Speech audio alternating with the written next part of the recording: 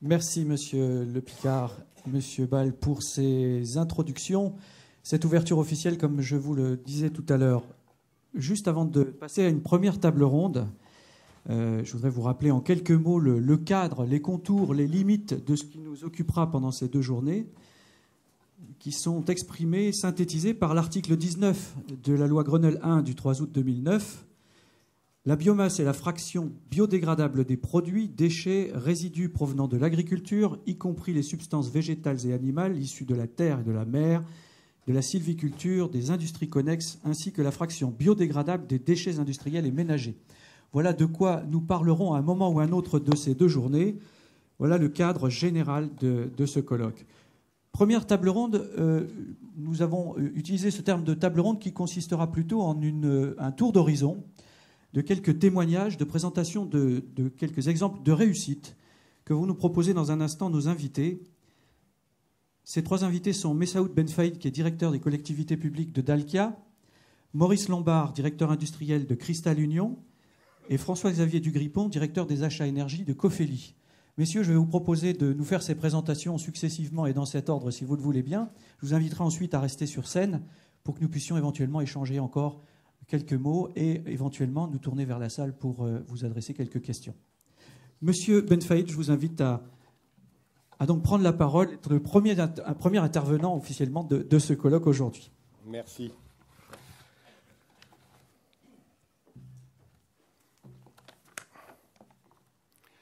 Eh bien, c'est clair, on ne pourra pas se passer de biomasse dorénavant.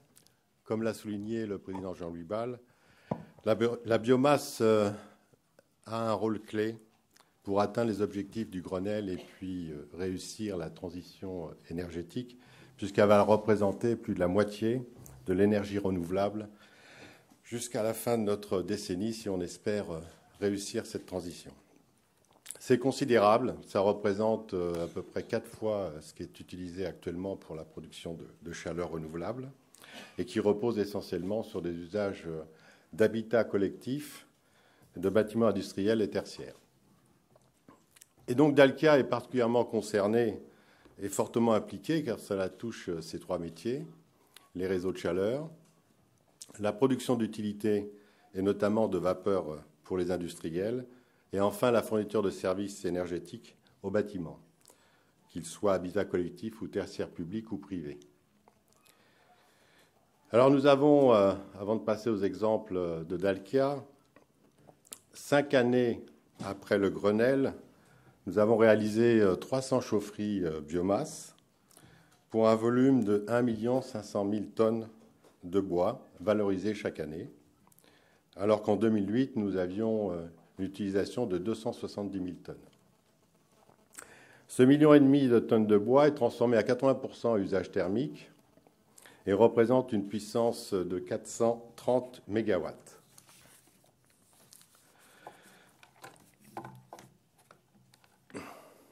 Les premières réalisations notables portent sur la cogénération biomasse, qui représente les 20% restants dans l'utilisation de cette biomasse par la production d'électricité revendue à EDF. Nous avons réalisé 7 cogénérations biomasse, aussi bien pour l'industrie comme Smurfit Kappa à Biganos, que pour les réseaux de chaleur. Nous avons fait le choix d'utiliser des cogénérations biomasse lors de l'appel d'offres national Creux 3 pour alimenter des réseaux de chaleur tels que Limoges, Lens, Angers, Tours, Orléans ou Rennes.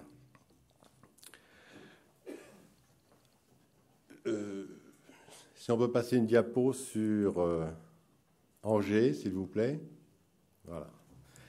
Donc nous avons fait le choix de la standardisation pour ces cogénérations biomasse qui alimentent des réseaux de chaleur. Donc on retrouve dans les dimensionnements techniques à peu près les mêmes chiffres. Cela dit, donc nous consommons entre 50 000 et 100 000 tonnes par an de biomasse par unité. La puissance électrique est de 7,5 MW, à l'exception de Rennes, qui est un peu plus supérieur, qui sera de 10 MW électriques. Celui d'Angers alimentera 13 000 équivalents logements et distribuera un réseau de 24 km. Et nous allons pouvoir éviter l'émission de 45 000 tonnes de CO2 à l'atmosphère. La particularité d'Angers, c'est que c'est une opération qui a beaucoup séduit la collectivité, à tel point qu'elle s'en est appropriée la maîtrise d'ouvrage au travers d'une SEM, et donc l'agglomération d'Angers est devenue producteur d'électricité. L'utilisation aussi massive que nous avons faite visait des réseaux de chaleur sans production d'électricité, qui est un des meilleurs moyens pour lutter contre la précarité énergétique. Selon une enquête conjointe à Morse-Adem, en 2011, le prix issu des réseaux de chaleur alimentés par une chaufferie biomasse était de 68,4 € contre 77,5 lorsqu'ils étaient alimentés au gaz, ce qui représente une économie de 13%, l'équivalent de 100 € par an et par logement, ce qui est loin d'être négligeable pour certains foyers. Et une belle illustration est celle du réseau de chaleur du Grand Dijon, que la biomasse a fait sortir à l'échelle de la communauté d'agglomération, où là, la collectivité et les élus du Grand Dijon ont en quelque sorte anticipé le Grenelle, puisque bien avant le Grenelle, ils avaient donc imaginé l'association d'une usine d'incinération qui est située au nord de l'agglomération, la création d'une chaufferie biomasse au sud de 30 MW, et surtout, ils avaient anticipé l'intégration des problématiques de chauffage urbain dans l'aménagement du territoire, puisqu'ils avaient utilisé les travaux du tramway pour installer le principal réseau qui va du nord au sud. Ainsi, les usagers de ce réseau de chaleur seront chauffés par plus de 80% d'énergie renouvelable provenant à la fois de l'usine d'incinération et de la chaufferie biomasse. Les 50 000 tonnes utilisées par an pour cette installation proviennent en majorité de l'exploitation des forêts privées et publiques de Bourgogne, mais également de sous-produits de filières de transformation du bois bourguignonne, ce qui a aussi favorisé l'emploi local. La biomasse est utilisée aussi par les industriels, puisque ça contribue à l'abaissement de leur prix de revient et donc à améliorer leur compétitivité, tout en protégeant la planète. Et nous avons connu dans ce domaine un développement assez important. Par exemple, en Normandie, où une usine de crème dessert Mont-Blanc a permis en installant cette chaudière biomasse de réduire de 5 000 tonnes de CO2 émis à l'atmosphère par an. Par ailleurs, en Gironde, une usine de pâte à papier, Smurfit Kappa, a réalisé une installation qui est ou qui restera peut-être une des installations les plus importantes d'Europe, puisque là, nous avons réalisé une cogénération biomasse d'une puissance de 69 MW électriques, avec une puissance thermique bois de 124 MW, ce qui a permis à cet industriel de réduire de 90% ses émissions de gaz à effet de serre. Et donc, bien entendu, de réduire ses coûts de production, permettant ainsi de maintenir une compétitivité française dans ce domaine qui est très fragilisé en ce moment. Alors, à partir de quelles ressources ce développement peut s'accomplir? L'approvisionnement bois-énergie de Dalkia s'est d'abord construit à partir de produits connexes de scierie et de bois de recyclage. L'une des premières chaufferies biomasse de Dalkia, celle d'Autun, en 1999, a été conçue pour valoriser les écorces des scieries voisines. Mais dorénavant, l'approvisionnement des nouvelles unités va reposer essentiellement sur la plaquette forestière. Cette activité est tirée par les nouvelles chaufferies, puisque nous maintenons un taux supérieur à 50%, voire 70% d'utilisation des plaquettes forestières dans nos chaufferies. Et les schémas d'exploitation forestière s'adaptent progressivement à cette nouvelle donne, avec encore un potentiel d'amélioration des itinéraires techniques notamment, compte tenu de la nouveauté du sujet, le développement des têtes d'abattage adaptées aux feuillus et l'amélioration de la chaîne logistique depuis la parcelle jusqu'à la chaudière en minimisant les ruptures de charge. Ainsi, nous développons d'importants axes d'amélioration sur lesquels Dalkia s'implique avec l'appui de ses équipes techniques et de recherche et de développement. Une autre ressource valorisable n'est pas à négliger, est constituée par les sous-produits de l'industrie agroalimentaire comme les malteries ou les distilleries. On s'appuie là aussi sur les laboratoires d'équipes de recherche de Veolia Environnement afin de caractériser leur potentiel de valorisation. Il y a donc une montée en puissance dans la production de plaquettes forestières, dont l'ensemble des acteurs, comme de la forêt privée et publique.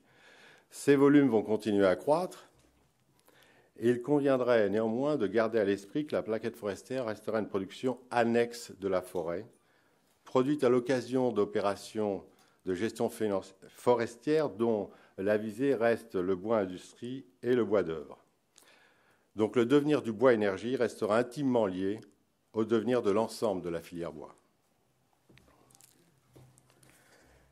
Je voudrais aussi parler d'une innovation que nous avons appelée Avenir Biomasse, afin d'intéresser dans des zones urbaines denses des équipements où il y a des problèmes de dimensionnement, des problèmes d'implantation, des problèmes de circulation. Donc nous avons étudié et conçu un système qui peut s'adapter aux petites puissances dans des zones urbaines très denses, petites puissances de l'ordre de 100 à 1000 kW, et qui utilise les granulés. Alors, c'est particulièrement efficace puisque ces granulés ont un pouvoir calorifique qui est à peu près du double des plaquettes forestières, et ça a pour avantage de réduire considérablement les volumes, notamment de stockage. Et on peut aussi utiliser les locaux qui étaient utilisés par les chaudières gaz ou fioul, sans avoir à modifier le génie civil, ou bien le mettre à l'extérieur, ce qu'on appelle un bungalow. Ça prend la place d'à peu près 2 places de parking. Donc c'est particulièrement destiné aux équipements scolaires, par exemple école maternelle ou école primaire, où il n'y a pas de réseau de chaleur, bien entendu. Ça peut aussi être destiné à des équipements sportifs tels que des piscines ou des centres nautiques. Et l'avantage aussi qui est à remarquer, c'est une facilité de livraison par voie de camions pneumatiques, camions souffleurs, ce qui est particulièrement souple. Donc, vous constatez que nous sommes prêts à relever le défi dans le cadre de ce développement nécessaire de la biomasse pour la chaleur et la production d'électricité. Et je ne voudrais pas conclure sans vous appeler à retenir une maxime amérindienne souvent attribuée à Saint-Exupéry. La terre ne nous est pas transmise par nos ancêtres, elle nous est prêtée par nos enfants. Je vous remercie. Merci, M. Benfaïd. Je vais vous inviter à aller sur scène, si vous le voulez bien, et puis peut-être vous installer face à l'écran qui a été prévu à votre attention pour pouvoir entendre et assister aux présentations suivantes, à commencer par celle de M. Maurice Lombard, directeur industriel de Cristal Union.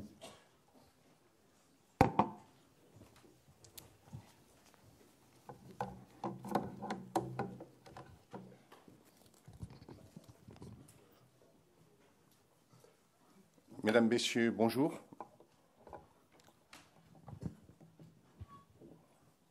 Je teste l'avancée.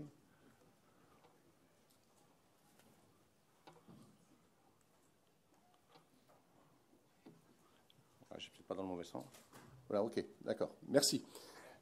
Alors, je prendrai 2 petits préambules. Vous m'excusez, j'ai un petit problème de voix déjà. Donc, mais la clim, c'est pas très bien la clim, mais petite conséquence de la clim. Et seconde chose, on m'a dit qu'il fallait présenter les réussites. Je suis désolé, mais je présenterai aussi des échecs, parce que je pense qu'on progresse autant, voire plus, dans les échecs que dans les réussites. Mais vous savez que ce n'est pas très français de parler des échecs.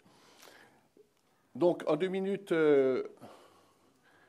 Cristal Union, donc pour ceux qui ne savent pas, nous sommes une coopérative agricole. Nous sommes spécialistes du sucre, donc premier sucrier français, sur la partie sucre industriel, donc 1,5 milliard de chiffre d'affaires, 10 000 coopérateurs agricoles, 2200 salariés, 130 000 hectares. Alors, je vais rater 5e groupe sucrier européen, ce que je vais dire aussi en préambule. J'y reviendrai tout à l'heure. Dans les 5 premiers, il y a 3 Allemands. N'oubliez pas le problème des Allemands. J'y reviendrai tout à l'heure. Donc 10 sucreries, 3 distilleries, donc 20 secteurs d'activité. Donc nous produisons 1 100 000 tonnes de sucre, 5 600 000 hectolitres d'alcool, dont 2 millions, pratiquement 3 millions, un peu 3 millions et demi, pardon, d'alcool carburant, donc pour la partie biocarburant.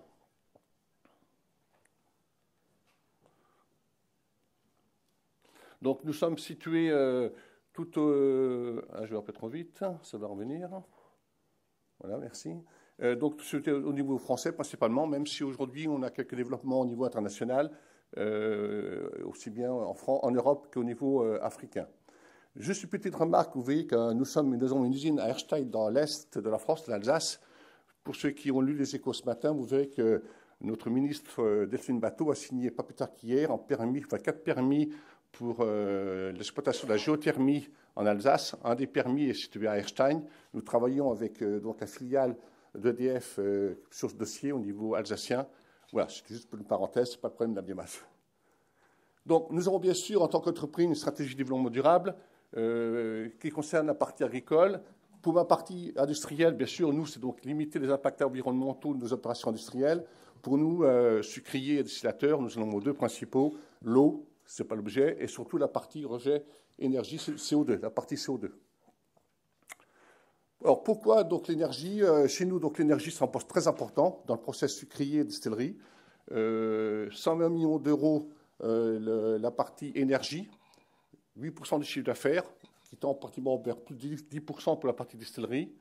Et bien sûr, on émet beaucoup de CO2. Vous voyez, pour l'ensemble du groupe, à ce jour, nous émettons 680 000 tonnes de CO2 annuellement. Donc, bien sûr, on a une stratégie de développement durable, tant pour répondre aux aspects réglementaires que pour pratique notre politique de développement durable. Donc, bien sûr, vous connaissez ce premier argument, il faut diminuer les consommations. Donc, avant tout, la meilleure énergie, c'est celle qu'on ne consomme pas, c'est qui est le moins cher. Nous, aujourd'hui, nous consommons 3 TWh au niveau du groupe. Et donc, depuis 2000 jusqu'à 2012, par la modification de nos process, on a diminué de 26% nos consommations, bien sûr spécifiques, ramenées à la tonne de sucre ou hectolitre d'alcool. Alors, si on peut dire que les industriels ont participé activement, je dirais, dans leur part, au niveau de la réduction, pour ce qui reste, bien sûr, des industriels, au niveau de la réduction des gaz à effet de serre. Alors, vous pouvez voir les courbes de diminution de consommation d'énergie spécifique sur les dernières années. C'est la partie distillerie, la partie sucrerie.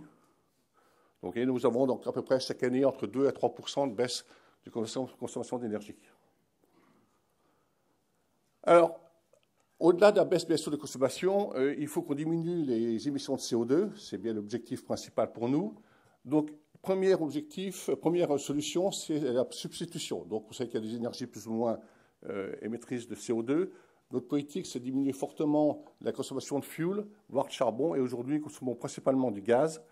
Et on a un projet de remplacer des chaudières fuel encore par des gaz. Alors, dans la partie gaz, je devrais mettre aussi, on aurait dû mettre une petite partie qui représente à peu près 10%, qui est d'électricité, puisque nous sommes en cogénération. Toutes nos usines en sucrerie sont équipées de cogénération, donc on est autonome au niveau électrique pendant la campagne. Et puis, bien sûr, après, substitution énergie fossile, biomasse, on y viendra, c'est le but de la réunion d'aujourd'hui. Et enfin, captation CO2, on parle beaucoup de la captation CO2. Nous avons plus qu'un projet, parce que depuis 2 ans, dans notre usine de Crisanol, dont j'évoquerai tout à l'heure, Air Liquide, on a donc une association avec Air Liquide qui récupère le CO2 émis par toute la partie distillation. Et à ce jour, nous valorisons plus de 100 000 tonnes de CO2 qui sont donc liquéfiées sur place et expédiées dans les usines de l'Air Liquide au niveau national, voire européen. Nos objectifs pour la décennie qui reste, enfin les 2012-2020, objectif 10% de baisse de consommation d'énergie. Alors ça ralentit un peu, vous allez me dire. Je sais que les derniers pourcents, c'est toujours plus difficile. Et bien sûr, nous accentuons notre effort sur la partie CO2. Donc ça veut dire qu'il faut verdir notre énergie. Alors, quand je dis des échecs, tout à l'heure, on a évoqué un peu, mon prédécesseur a évoqué les problématiques creux, donc vous vous rappelez les appels d'offres creux. Nous avons participé à ces appels d'offres. Creux 1, donc c'était une filiale, donc c'était une cogénération avec des plaquettes de bois et des sous-produits de vigne.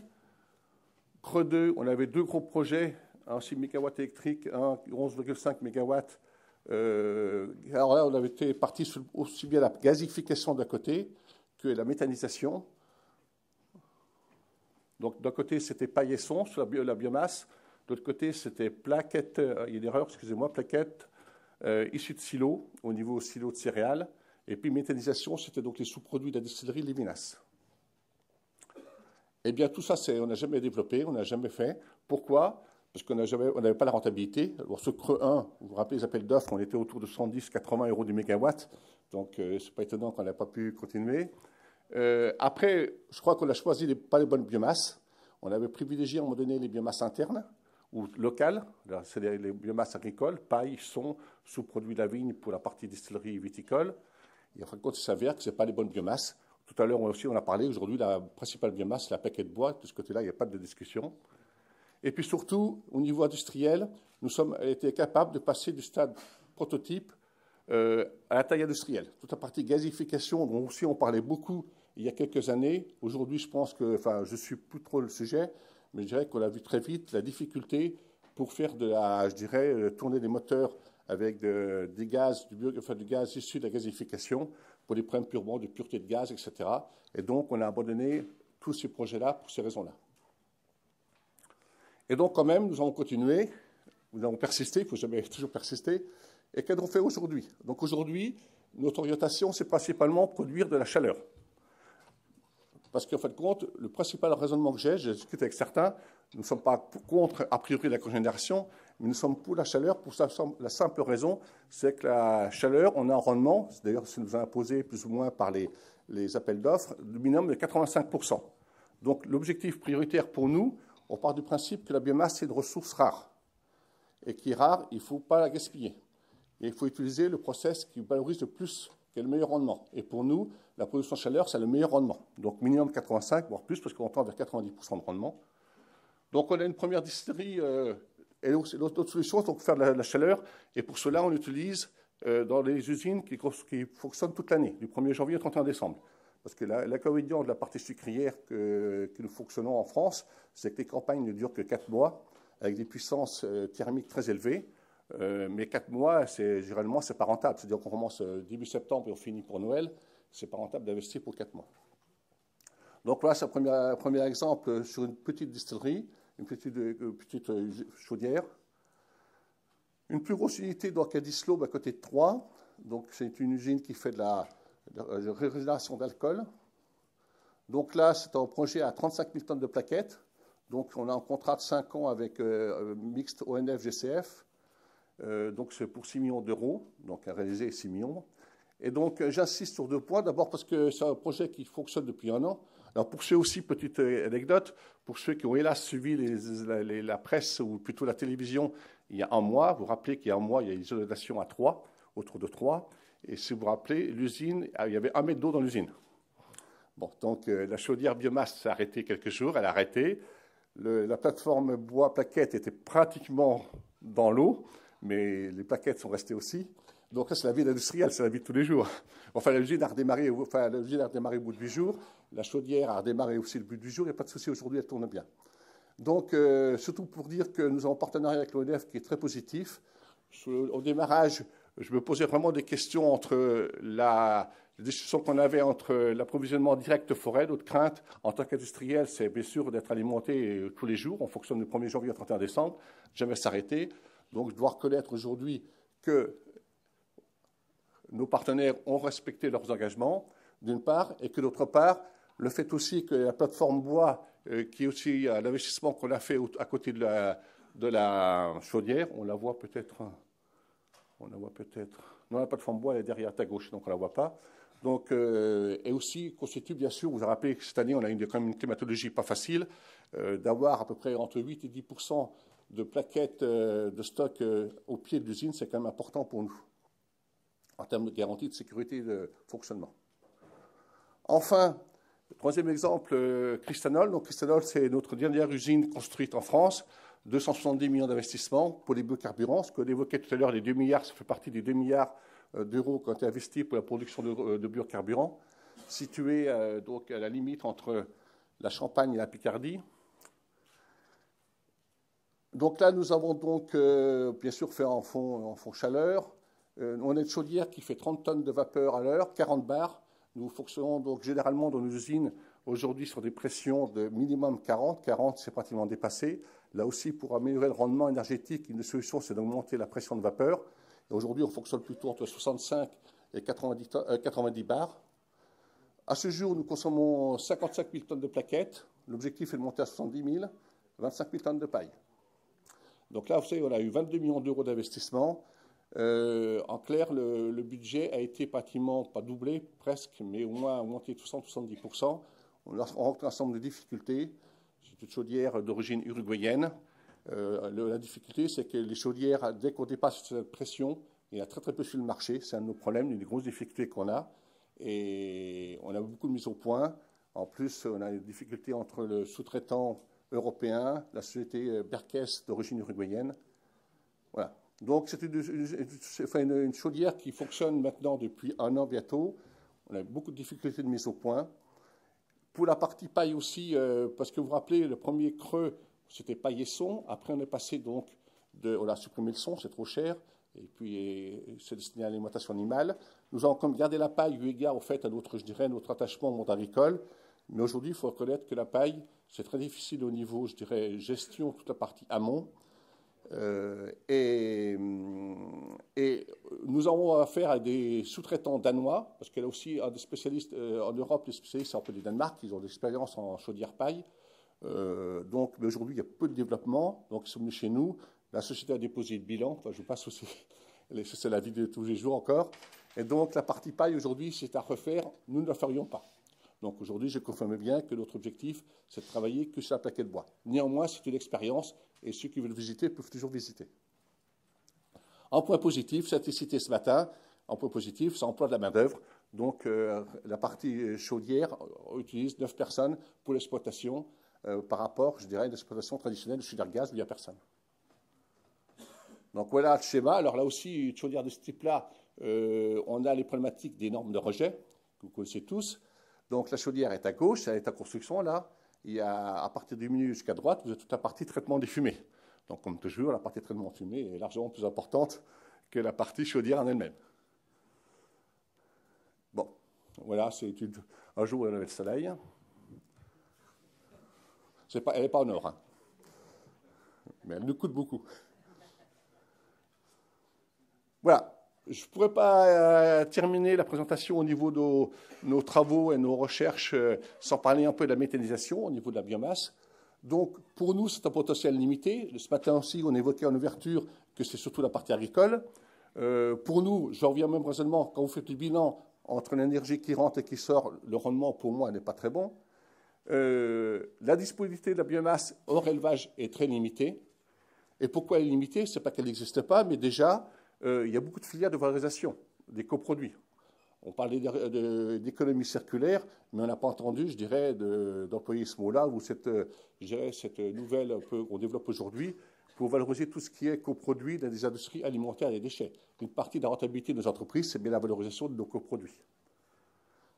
Je passerai le détail sur les problèmes des digestats. Les digestats, tant d'un point de vue réglementaire, vous connaissez aussi la problématique des digestats, même si nous, ça ne nous pose pas de problème de traiter des d'épandage, mais c'est comme un problème, et surtout des problèmes d'azote.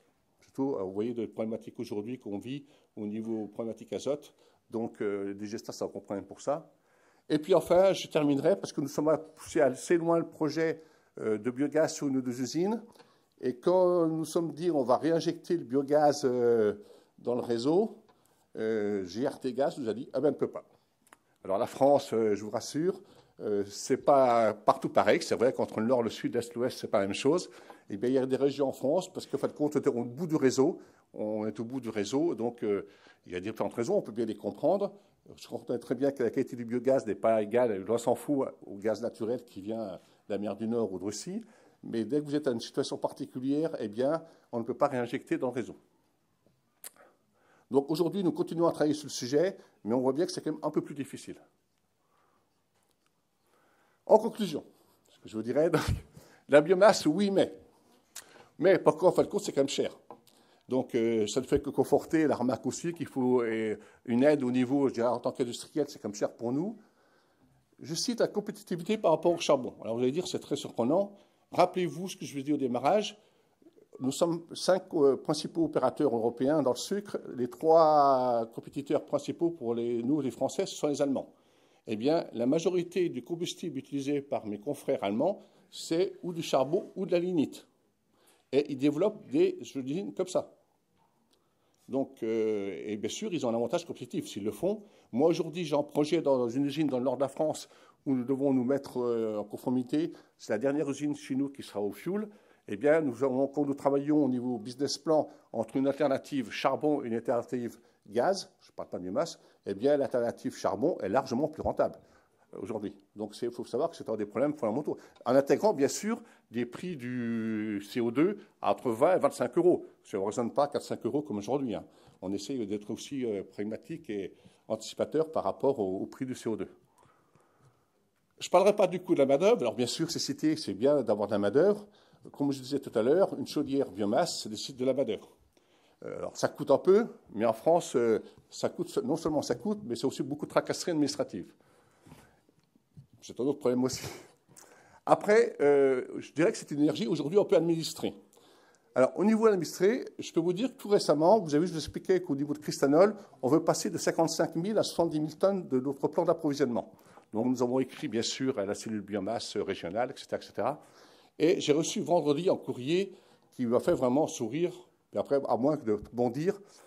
Alors, le problème, j'ai cité sur mon BlackBerry, excusez-moi, je citais les termes. Nous sommes situés à la limite de 2 régions. Pas de chance, hein. Je suis à 5 km de la Picardie, et puis je suis en Champagne-Ardenne, 5 km de la Picardie. Donc, c'est mon responsable qui m'a envoyé ça ce matin.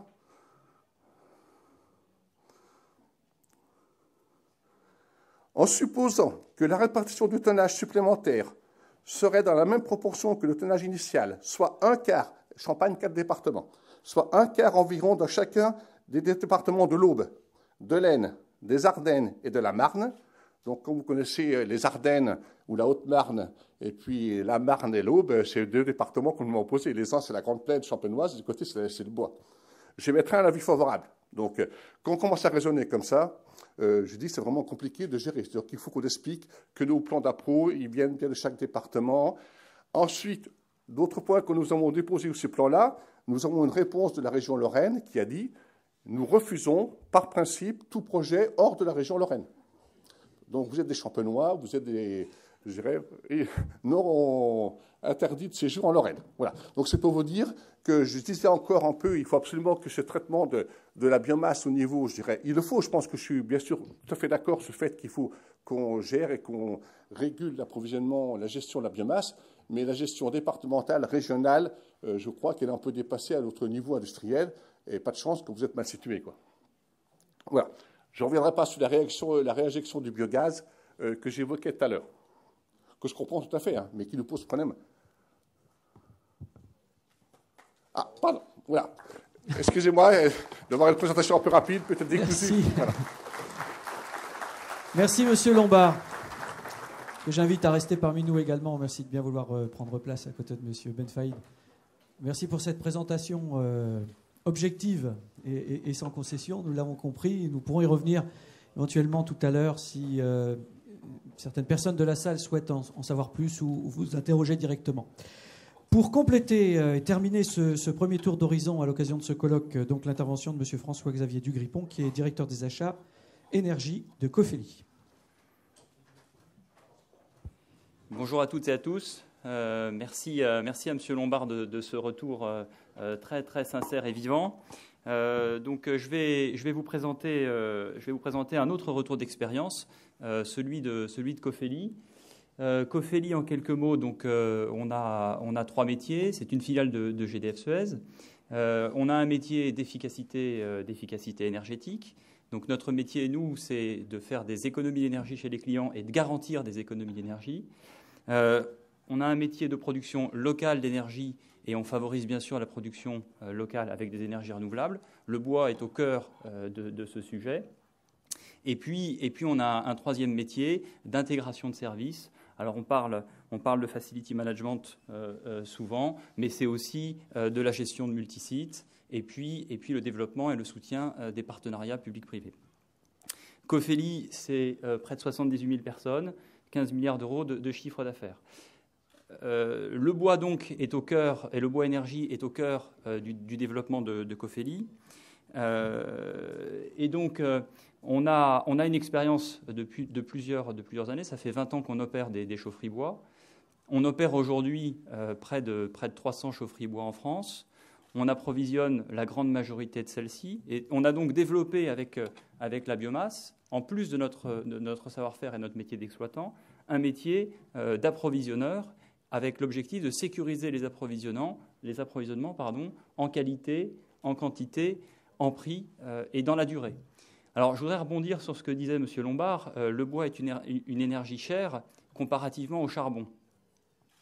Si on se replace il y a 4 ans en arrière, au moment du Grenelle, on lisait le rapport Stern qui nous expliquait que le pétrole allait peut-être atteindre $250 le baril et le charbon avait doublé de prix en 6 mois. Et à l'époque, personne n'imaginait que les hydrocarbures ou les énergies fossiles allaient voir leur prix chuter comme il a chuté aujourd'hui. Ce qu'on sait avec la biomasse, c'est qu'on ne va pas avoir un doublement du prix en l'espace de quelques mois.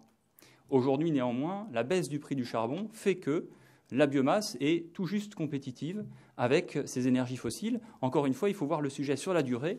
Et sur la durée, non seulement c'est une énergie renouvelable, mais c'est vraisemblablement aussi une énergie compétitive par rapport aux énergies fossiles. Donc vous avez raison là aujourd'hui, mais donnons-nous rendez-vous dans 10 ans et regardons sur la longue durée quelle sera la compétitivité comparée du bois énergie, qui est une énergie locale, renouvelable par rapport aux énergies fossiles. Alors, autre point que je voudrais souligner, parce qu'on parle de croissance du bois énergie, je faisais un petit calcul. En l'espace de 2 ans, nous, Cofeli, la croissance qu'on connaît sur les approvisionnements en biomasse, sur la construction d'installations en bois, c'est 10 fois la croissance de la Chine. On est en train de doubler de taille tous les ans, donc poussé par les clients, soutenu par les pouvoirs publics, mais c'est un taux de croissance qui est absolument ahurissant. Et donc, on a besoin, avec nous, de vous tous, pour réussir ce développement qui est aujourd'hui très, très, très, très important. Quelques chiffres peut-être pour compléter cela. Donc 800 000 tonnes de bois, c'est ce qu'on approvisionne aujourd'hui. De même que le soulignait M. Lombard, on a structuré et sécurisé ces approvisionnements en construisant des plateformes, en opérant des plateformes, soit avec des partenaires de la filière, c'est un métier en soi, soit nous-mêmes dans quelques cas. En termes d'investissement, c'est également très important. On a investi depuis 2010 430 millions d'euros pour construire des chaufferies bois. Et on a encore 230 millions d'euros de projets gagnés qu'on va réaliser dans les années qui viennent, dans les 18 mois qui viennent. Voilà, en quelques chiffres, en quelques images, le développement qu'on a dans le bois énergie. Peut-être quelques exemples. Alors, peut-être quelques exemples sur la carte et puis là, sur lesquels je voudrais insister. C'est à la fois des réseaux de chaleur. Je peux en citer quelques-uns. On a plus de 30 réseaux de chaleur qu'on a convertis au bois sur les 3 dernières années. Je pourrais citer Forbach, Clermont-Ferrand, Soissons, Bourges, Maromme, Orléans, Nantes, Aix-en-Provence, Riom. La liste est longue. Mais c'est aussi donc, des industriels qui choisissent de limiter leur impact sur l'environnement, de sécuriser l'approvisionnement en énergie avec une énergie locale.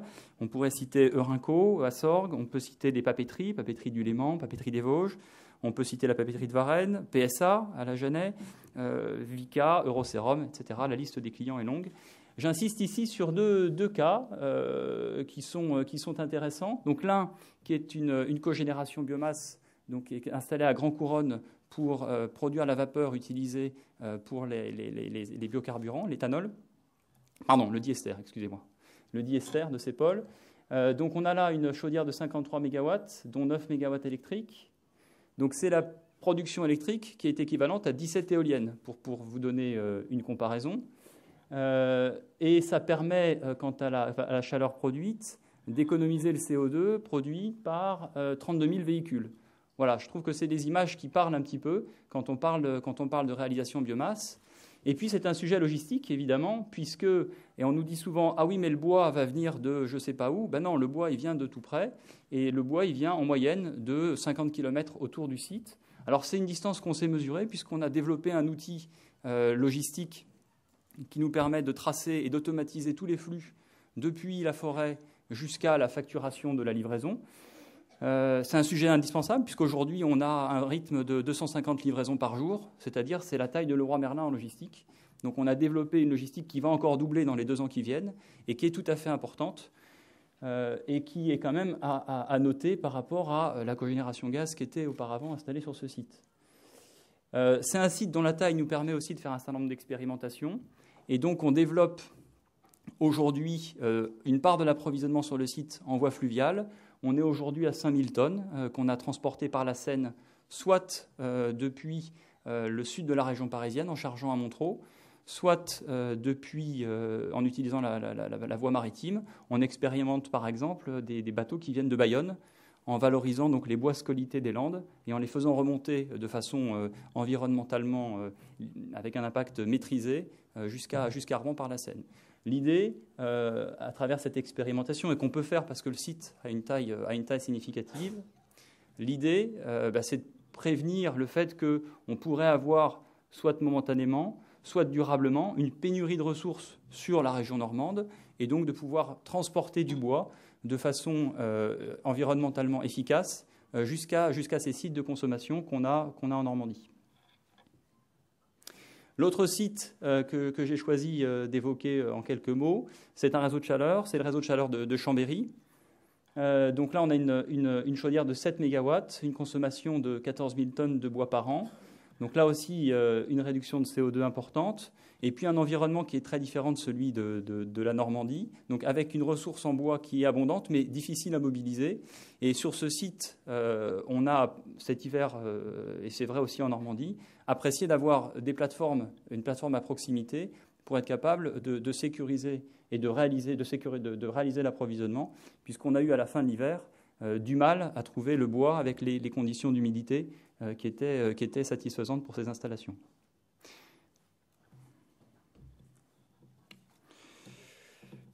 Alors, peut-être rappeler les différentes dimensions. Là, on parlait d'une installation de combustion. On a évoqué l'approvisionnement, mais avant l'approvisionnement, il y a une phase importante pour un projet biomasse.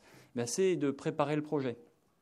Alors, M. Lombard évoquait des difficultés, je dirais, de relation avec les cellules biomasse, qui ont un travail bien difficile pour évaluer l'équilibre entre la mobilisation de la ressource et les usages des différents projets, avec des projets qui se font plus. C'est effectivement quelque chose de complexe. Cofeli, on a gagné plus de 40 BCIAT sur les 4 premiers appels à projets. On est encore curieux des réponses du dernier qu'on attend dans les jours qui viennent. Ça fait un tiers des projets qui ont été gagnés. Et c'est vrai que la complexité est croissante. En 2010, on avait 2 collaborateurs qui travaillaient 1 mois et demi pour préparer 50 dossiers. Aujourd'hui, c'est 5 personnes qui travaillent 3 mois pour préparer 5 ou 6 ou 10 dossiers. La complexité et l'exigence des pouvoirs publics est aujourd'hui extrêmement forte pour garantir qu'on ne fasse pas des projets, entre guillemets, la tête en l'air et sans s'assurer qu'on aura bien la ressource à proximité, et ce qui est une condition sine qua non de la viabilité économique du projet.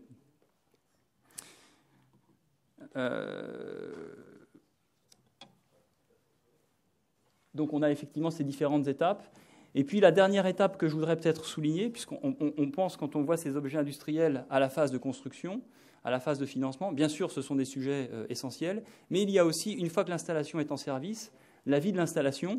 Monsieur Lombard évoquait quelques péripéties avec des inondations à Troyes. Je crois qu'on connaît tous, en tant qu'exploitant, un certain nombre de péripéties, d'un fournisseur qui fait défaut, de la chaudière qui s'arrête, du convoyeur qui a un défaut. Et donc il y a un savoir-faire d'optimisation du couple entre les ressources locales qui sont variables dans la durée, et puis de l'installation elle-même, Et donc l'optimisation entre l'installation et le combustible, ça nécessite d'associer des savoir-faire de sylviculture, des savoir-faire de logistique, des savoir-faire d'approvisionnement, des savoir-faire d'exploitation. Et c'est ce qu'on essaye de faire avec des partenaires pour optimiser le fonctionnement de ces installations et en réussir le pari économique. Peut-être pour conclure sur l'expérience que nous avons maintenant depuis plusieurs années sur le développement de cette filière bois-énergie, quelques idées. Alors, la première, c'est une prière, c'est celle de la stabilité réglementaire. C'est une prière essentielle. Encore une fois, on a un enjeu économique essentiel.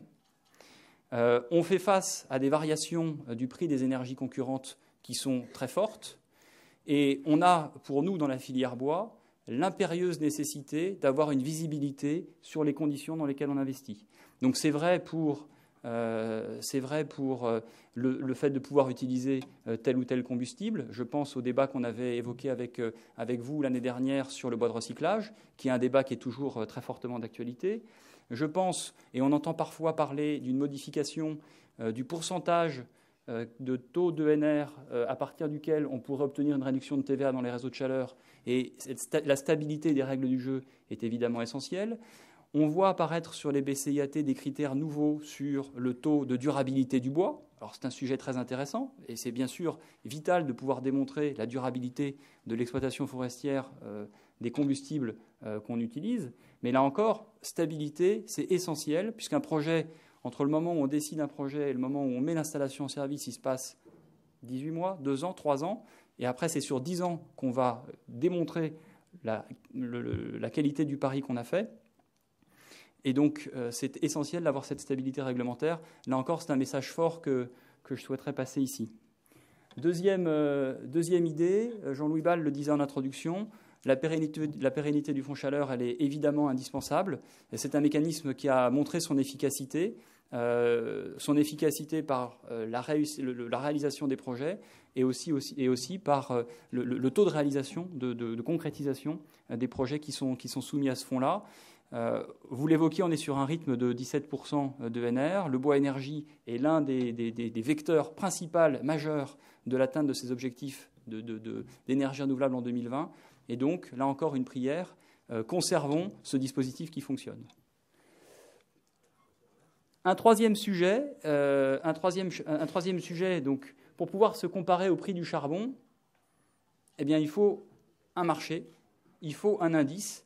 Et là, je voudrais tirer un coup de chapeau à la filière dans son ensemble, alors que ce soit la Fédération nationale du bois, que ce soit l'INSEE, que ce soit le ministère de l'Agriculture qui nous a soutenus dans cette démarche, bien sûr l'ONF, les coopératives, donc tous les grands acteurs de la filière autour de nous se sont mobilisés pour créer un indice du prix du bois énergie, qui est un ingrédient absolument indispensable pour donner à toutes les parties prenantes, que ce soit des clients, que ce soit des propriétaires, que ce soit des exploitants forestiers, que ce soit des exploitants de la chaudière, un signal, un marqueur identique pour dire quelle est la variation des prix des transactions d'achat de la biomasse.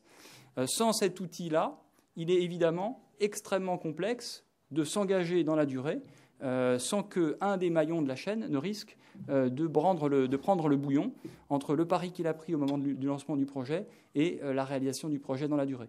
Et donc là encore, c'est les indices qui sont publiés par le CEB, donc l'observatoire qui, sous le contrôle de l'INSEE, travaille pour produire ces indices tous les trimestres. Et donc là encore, la prière que je fais, c'est que collectivement, le plus rapidement possible, nous remplacions les indices historiques qu'on avait créés le mieux possible pour pouvoir prendre des engagements, pour les basculer vers cet indice qui est aujourd'hui le meilleur outil pour marquer, tracer, représenter les variations du prix du bois à la hausse ou à la baisse, puisqu'on observe sur cet indice de la saisonnalité, ce qui est bien naturel, avec des prix l'été qui sont plus faibles que les prix l'hiver. Et puis, dernier message, nous, opérateurs et approvisionneurs, on observe que beaucoup de choses ont été faites sur la partie aval de la filière. Et donc, le fonds chaleur fonctionne.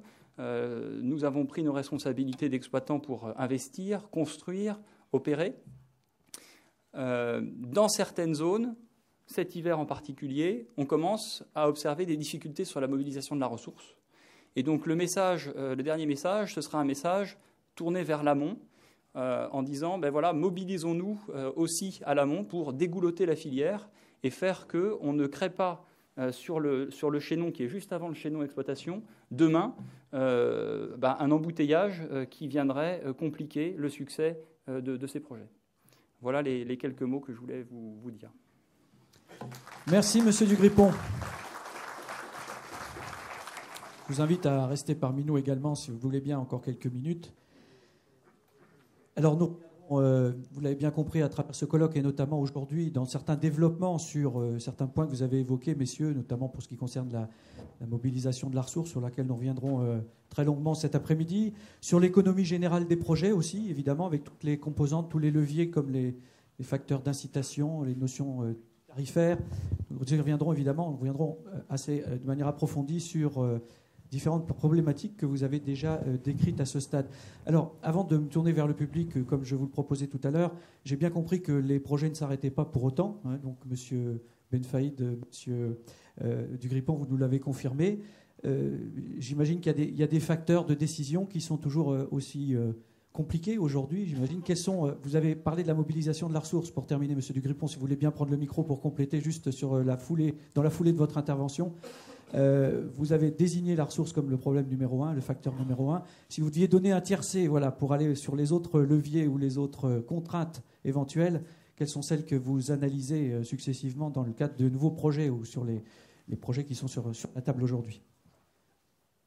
Alors, il y a évidemment un sujet qu'on a déjà évoqué, qui est la compétitivité de cette énergie, qui ne dépend pas du projet lui-même, mais un industriel notamment va hésiter quand il voit aujourd'hui le prix du gaz ou le prix du charbon à s'engager à faire un pari biomasse qui peut apparaître aujourd'hui plus risqué qu'il ne pouvait l'apparaître par le passé.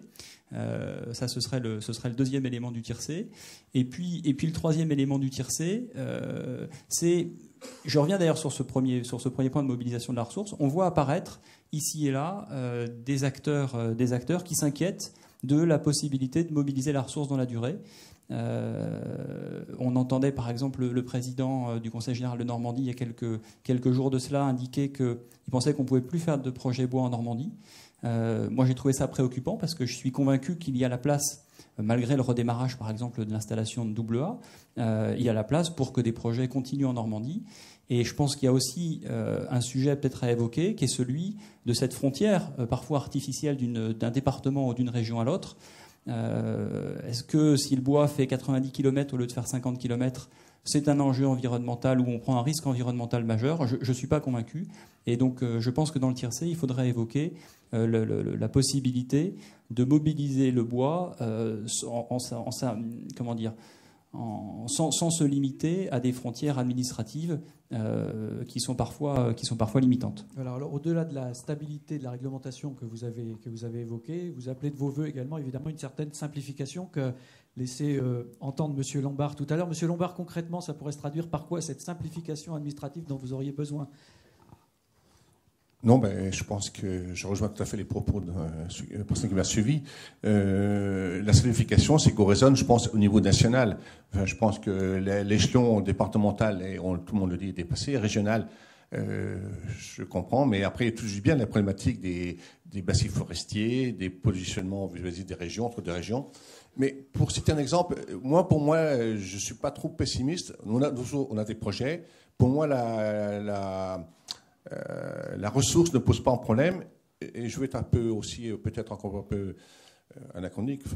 J'ai reçu récemment plusieurs coups de fil de Londres, de gens qui sont à la City à Londres, je pense, j'imagine, d'ailleurs, leur écran, et qui me proposent de la biomasse. C'est-à-dire qu'on me dit, pas de problème, on peut vous approvisionner, et on vous assure que dans le futur, l'importation de biomasse sera une solution très importante à résoudre vos problèmes. Donc ne vous posez pas de questions. Je n'ai pas trop de problèmes parce que mes projets sont plutôt dans le sud de la Champagne, dans des régions près de la Bourgogne, donc je pense qu'il y a la ressource encore locale. Mais j'étais un peu surpris sur le coup. Et en fin de compte, je pense que ça pose problème On parle de toutes ces réglementations, mais lorsqu'en face de vous, vous avez des gens qui vous disent on est prêt à vous mettre des bateaux. En Normandie, il y a des ports pas très loin. Donc, c'est un point qui pose question à mon avis. Je ne suis pas le spécialiste. Je vois que certains qui opinent du chef. Je laisserai à ceux qui sont spécialistes. Mais voilà, c'est ce que je vis depuis quelques jours. Enfin, j'ai vécu la semaine dernière, pas plus tard. C'est des indicateurs qui laissent entendre qu'on pourrait partir sur d'autres logiques, effectivement, qui pourraient se présenter à vous demain. Ben oui, pourquoi pas. Merci, pour en venir, juste un point, je ne rentrerai pas dans la compétition avec les énergies fossiles. Il y a aussi la problématique des investissements. Je crois que c'est un point qui n'est pas assez développé. Il faut absolument, nous sommes des industriels, et c'est vrai que la filière de la construction, de la partie, je dirais, technique, est importante aussi. Je pense que, hélas, nous ne sommes pas en France les meilleurs spécialistes des chaudières. Moi, s'en faut, et en biomasse, entre autres, je crois. Enfin, j'ai spécialistes comment ils peuvent le dire. Et je pense que c'est aussi quelque chose sur lequel il faut travailler pour qu'on ait toujours des industriels, constructeurs de matériel, au moins en Europe. Parce qu'il est clair qu'aujourd'hui, la frontière française, ça ne veut rien dire.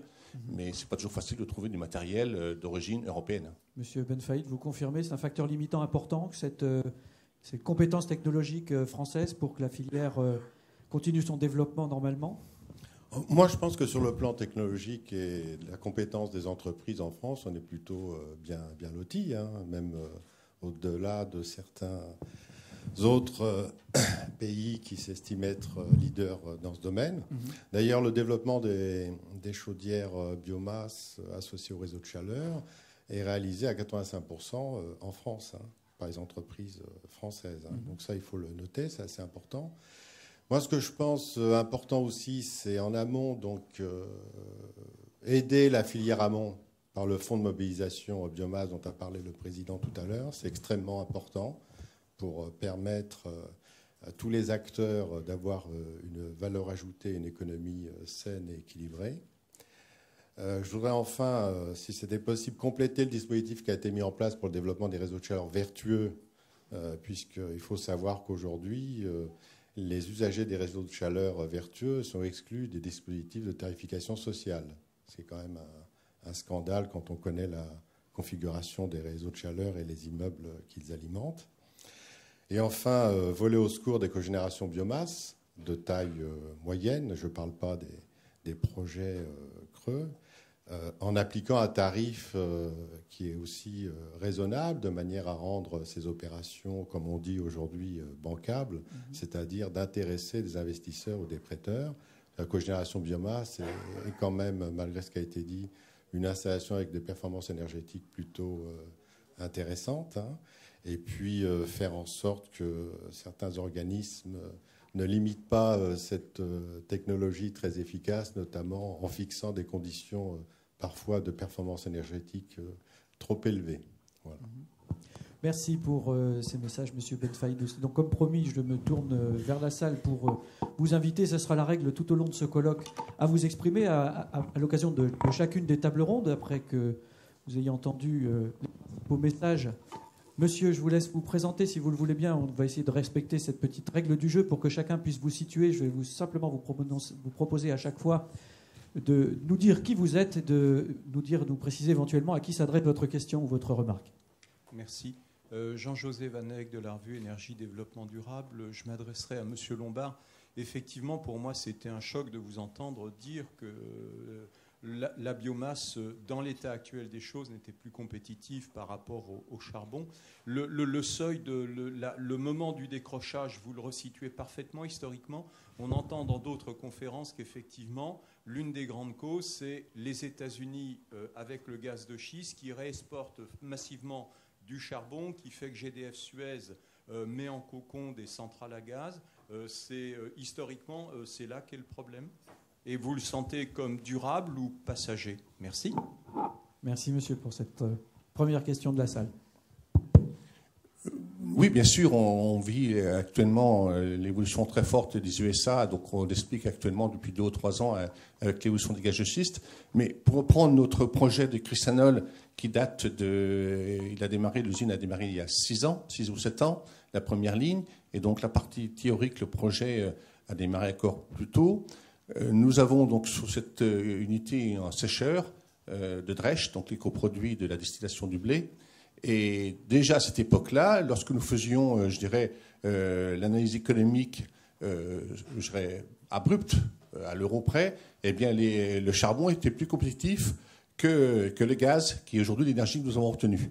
Si nous l'avons pas retenu, c'est bien que vous imaginez, nous avions comme objectif de faire une unité de production de biocarburant, donc durable, et vous imaginez bien que c'était quand même pas très politiquement ni, je dirais, objectif, mais quand on raisonne d'un point de vue purement technique et économique, le charbon avait déjà un avantage économique, et comme je disais, en prenant une valeur de 20-25 euros minimum, parce qu'on ne prend pas à moins de 25 euros.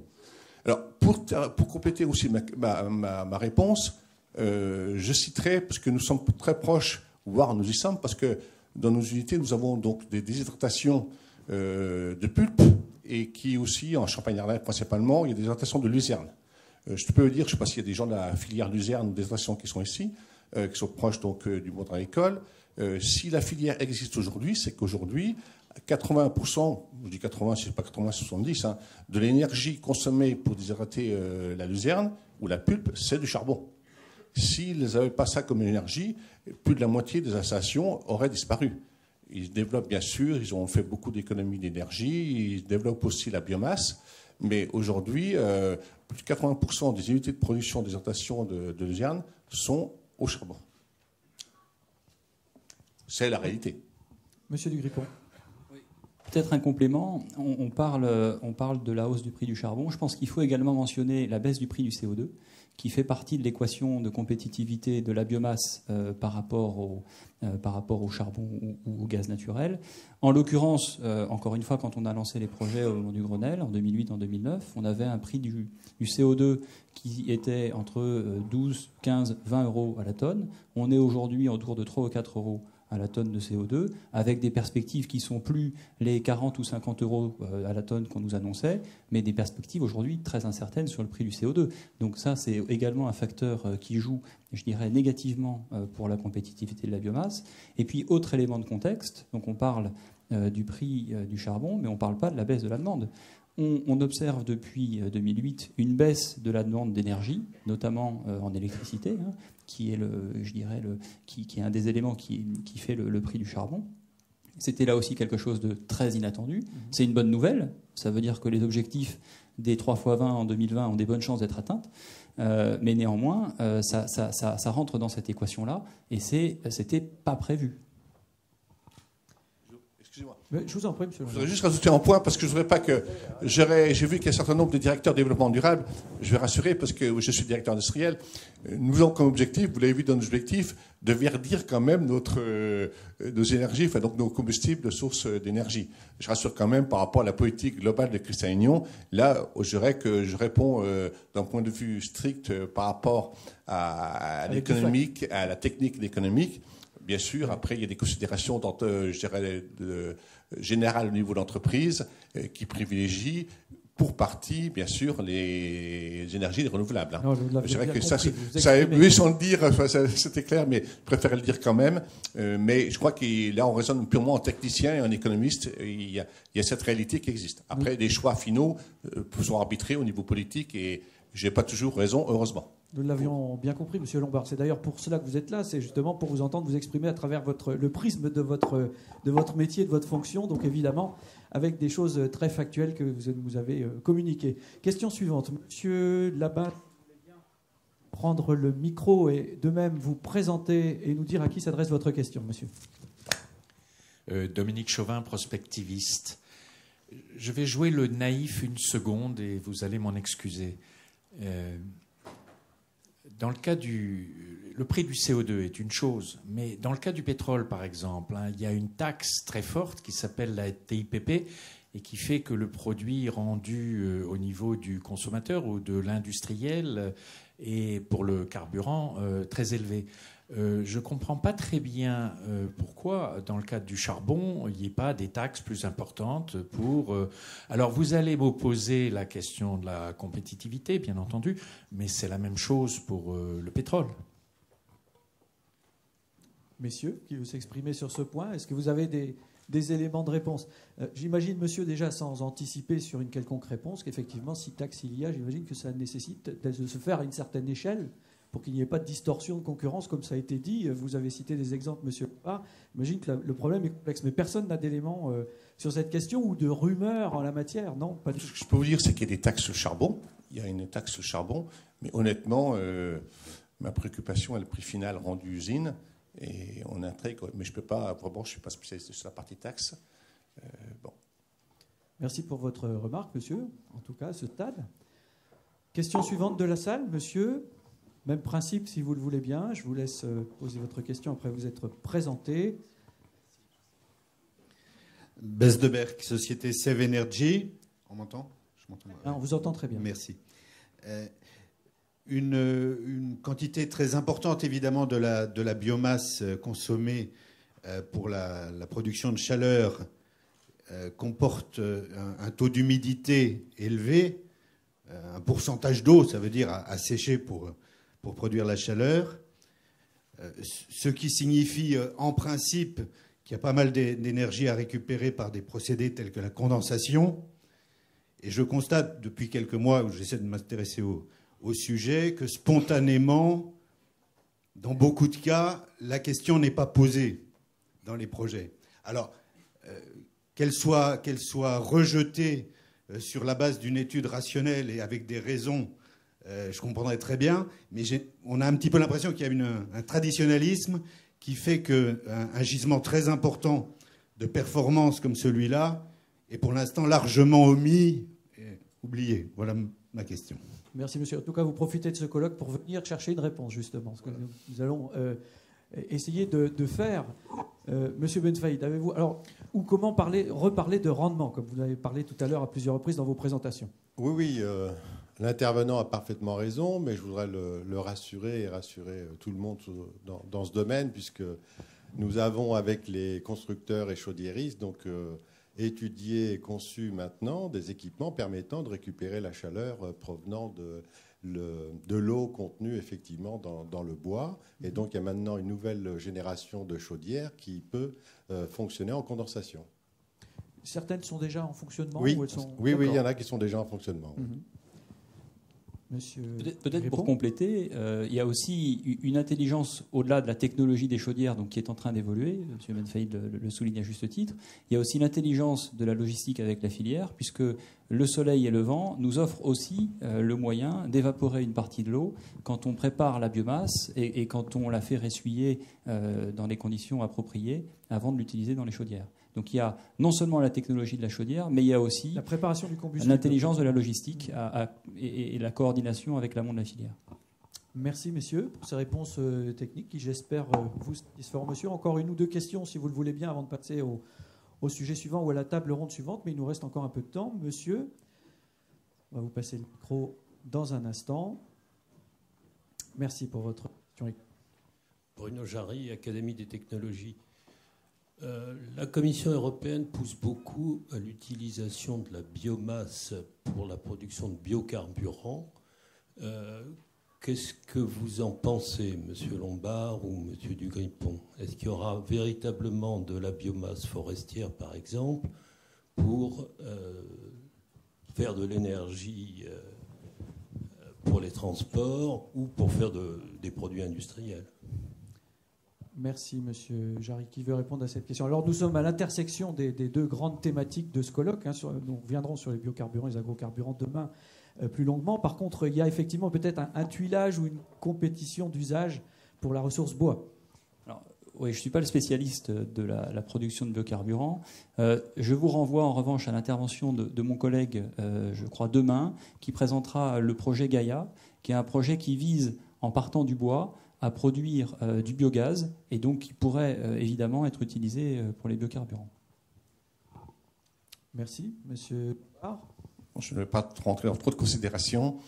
Donc, vous savez, donc, pour la production de biocarburants de seconde voire troisième génération, il y a deux filières principales, par voie, je dirais, thermochimique ou par voie biologique. Bon, donc je ne parlerai pas trop de la partie biologique par fermentation, même si nous sommes plus ou moins partenaires, nous, du projet Futurol, là aussi, avec Global Energy, vous verrez en ce moment dans la presse, nous sommes actionnaires.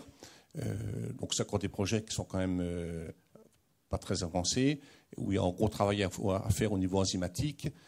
Et là, c'est plutôt une voie liquide. Donc, je dirais, c'est pas la voie sèche du bois. Donc, je pense que la voie liquide, c'est une autre voie, c'est la voie par voie chimique, enfin enzymatique et fermentaire.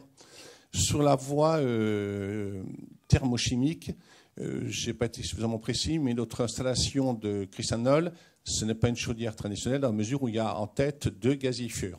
On dit bien gazifères, j'ai mentionné gazifères ou gasificateurs, mais je pense que c'est gazifères. Et donc, on produit des syngases. Enfin, c'est la base même de... Après, on part de ce principe-là que normalement, avec du syngase, donc du CO, du H2, entre autres, on doit pouvoir, par synthèse thermochimique, produire des biocarburants. C'est la voie normalement qui est développée, c'est les procédés, entre autres à Bure, je ne sais pas où on est le dossier, mais qui travaillent sur ce dossier-là. Moi, tout ce que je peux dire d'expérience, et on revient sur la problématique de la gazification, que nous avons travaillé il y a 4-5 ans, je l'ai montré sur les projets creux initiaux. Dès que vous produisez du syngase, et que vous voulez faire après mettre au niveau des moteurs pour faire donc de la cogénération. Et donc il y a toute la problématique de l'épuration de ce gaz-là, parce qu'en fin de compte, l'inconvénient de la gazification, c'est que vous produisez beaucoup de produits annexes, des goudrons, des composés, d'autres composés organiques issus de la dégradation du bois. Et c'est pas simple. C'est-à-dire que faire de la chimie en partant de composés basiques, simples, c'est assez simple. Tout le monde sait faire, je dirais. Mais dès que vous travaillez avec des produits issus d'un processus de gazification qui génère plein de coproduits, eh bien, et après, il faut purifier tout ça. Et cette phase-là, c'est la phase qui coûte très, très cher, et pour laquelle aujourd'hui certains, je crois, travaillent. Personnellement, on s'est un peu désintéressé du dossier, mais je crois que c'est assez difficile. C'est cette partie-là qui, pour moi, pose problème. Mais je ne peux pas vous dire plus. Mais c'est vrai qu'à partir du moment où vous avez de la gazification, vous avez la base COH2, et normalement, c'est le procédé Fischer-Tropsch, entre autres, ce qu'ont fait les Allemands il y a un certain temps, qui, je pense, doit pouvoir se développer. Mais nous, aujourd'hui, comme je rappelle tout à l'heure, notre objectif, c'est de faire de la chaleur. Et donc, on s'arrête à ce niveau-là. Mais je pense que derrière, il doit y avoir des équipes de travail qui doivent chercher pour développer cette partie-là. Je pense que c'est possible. Hein. Pour moi, il n'y a pas de problème. Ce que je vous confirme, Monsieur Lombard, parce que vous me donnez l'occasion de rappeler que nous reviendrons longuement sur ce sujet demain, puisqu'une partie un peu plus prospective vous sera proposée demain après-midi sur, justement... Voilà. Merci. Et vous seront proposées demain des perspectives quant aux nouvelles technologies qui sont en cours de développement et de recherche sur ces sujets. Donc nous aurons plusieurs retours d'expérience, en tout cas de points de état des lieux, situation par rapport à ces projets de 2e, voire 3e génération. Merci, messieurs. Peut-être une toute dernière question. Il nous reste 1 minute. Monsieur, encore une question. Alors, si vous permettez, quelqu'un qui ne s'est pas encore exprimé prioritairement, voilà monsieur qui venait de se lever la main. Si vous voulez bien la relever, voilà, on va vous passer le micro pour pouvoir vous permettre de poser cette question. Vincent Zurbach, Voie navigable de France. En fait, ma question portait plus sur les zones d'approvisionnement, puisqu'on a... Dans les exemples développés là, on a vu que c'est des puissances relativement importantes, donc des besoins importants aussi derrière. Et quelles étaient les perspectives en termes d'évolution de zones de sourcing? Puisque, par exemple, M. Dugrippon a parlé de Montreux, donc de la plaquette qui provient de Bourgogne pour alimenter l'usine CEPOL à Grand Couronne. Je travaille également sur le Rhône avec Coriance pour un projet où il y a aussi de l'approvisionnement depuis le Jura. Et donc le coût de transport de la matière première influence évidemment le coût de production de celle-ci. Et même si c'est un objectif noble, si je puis dire, moi j'imagine que vous ne faites pas ça non plus pour perdre de l'argent. Donc cette question d'approvisionnement et donc d'évolution des zones de sourcing me semble intéressante à développer. Donc, si vous pouviez me donner quelques éléments, s'il vous plaît. Merci. Monsieur Dugrippon, alors attendez, je pense que je vais vous en donner un autre pour que nous puissions tous nous entendre. Merci monsieur, puis vous avez raison de proposer à l'occasion de ce colloque, nous avons bien compris, une éventuelle offre de service de VNF, puisque vous êtes aussi un mode de communication tout à fait vertueux en la matière. D'après ce que nous avons entendu dans un premier témoignage, les choses pourraient se développer. Alors monsieur Dugrippon, avez-vous fait de la prospective en la matière, justement? Alors je ne suis pas prospectiviste comme monsieur, mais quand on regarde, si on projette sur une carte l'inventaire qui est fait par l'ADEME, par exemple, des ressources mobilisables non encore mobilisées de la biomasse, et qu'on y superpose les projets biomasse, que ce soit ceux de Cofeli ou ceux d'autres acteurs, eh bien, on observe qu'on n'a pas fait les chaufferies biomasse là où il y avait du bois.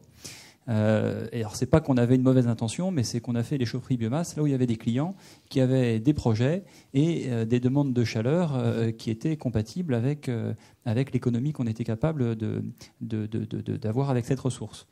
Et du coup, quand on fait la prospective à 2015, 2016, 2017, et qu'on regarde les scénarios des projets qui sont aujourd'hui à l'étude ou qui débutent en termes de réalisation, eh bien, on peut prédire qu'on va avoir de l'attention sur la ressource dans certaines régions en France. Alors on peut mentionner la Picardie, on peut mentionner les Pays de Loire, on peut mentionner peut-être aussi la région Rhône-Alpes, qui, bien qu'elle soit bien dotée en ressources, connaissent des difficultés de mobilisation.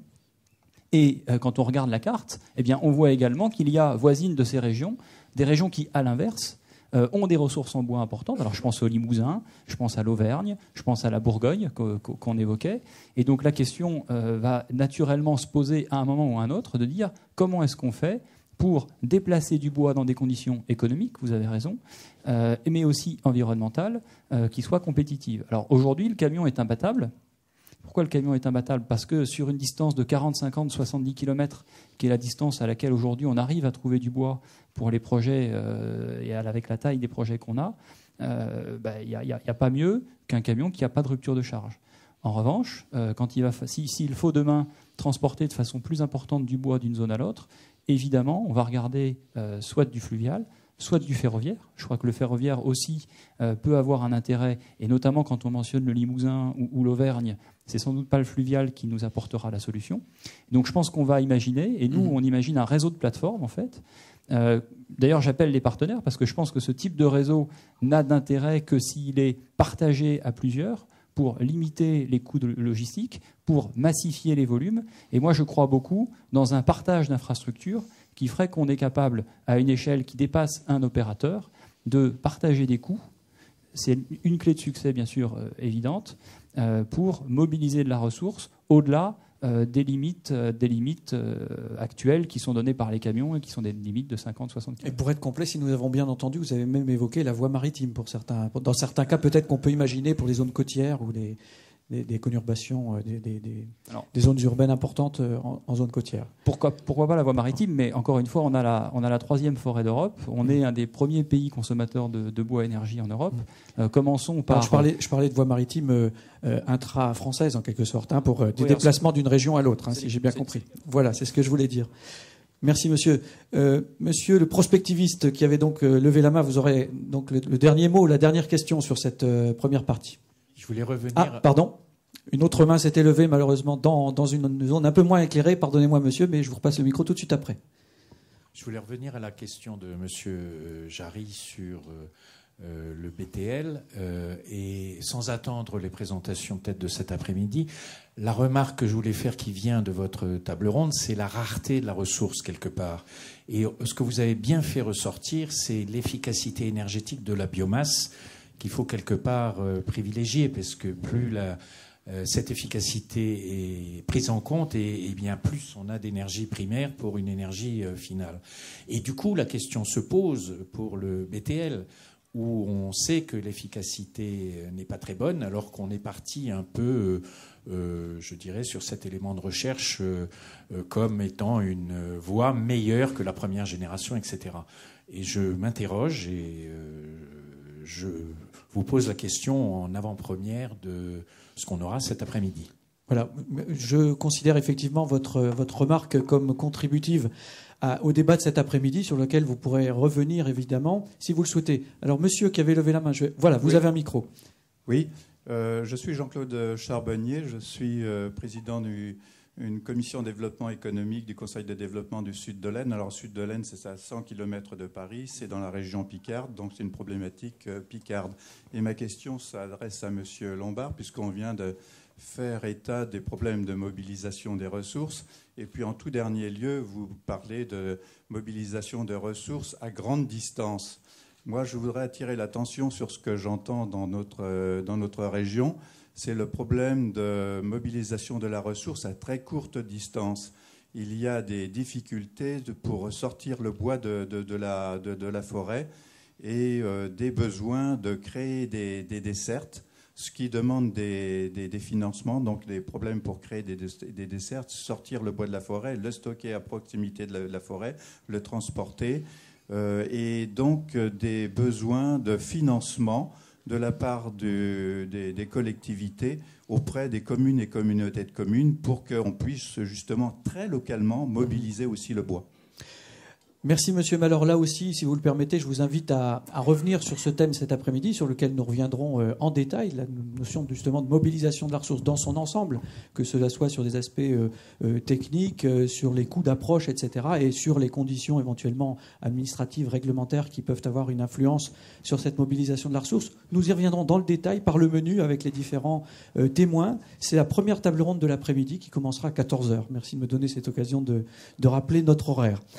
Merci, messieurs, pour ces interventions, pour ces présentations. Vous étiez les premiers à ouvrir les débats et à participer à ce format d'échange.